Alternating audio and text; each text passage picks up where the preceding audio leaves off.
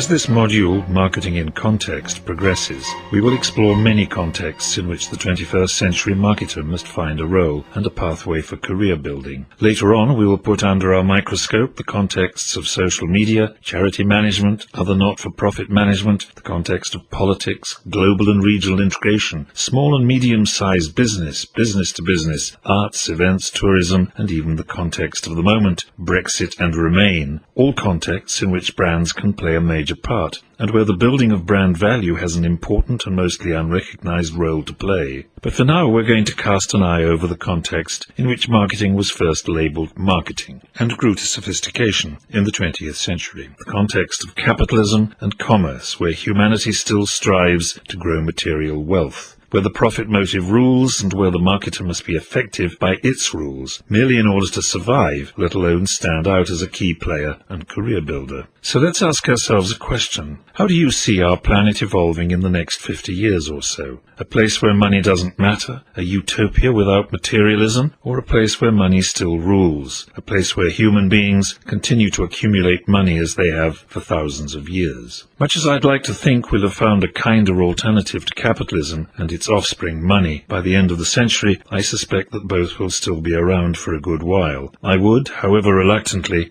bet on capitalism. So let's take an overview of capitalism, the field on which marketers must compete and by whose rules we marketers have to play. In essence, it's simple. Those who have more assets than they need to live and have fun, the owners of the surplus, assets, capital, see them as investments, or savings, we might say, and the sole objective of the owner or investor is to grow his assets. We are all owners of capital to some extent. We all have some savings once we start getting paid. Even if we don't save directly and deliberately, our government is saving on our behalf for a pension. In a way, we are all capitalists. So we all have assets, and every capitalist, rich or poor, wants his assets, his savings, to grow. Greed, Gordon Gekko said in Oliver Stone's Wall Street movie, is good. Agree with Gordon or not, he writes the rules, and we have to play by them. More about capital, its management, and the role of marketers in the next class.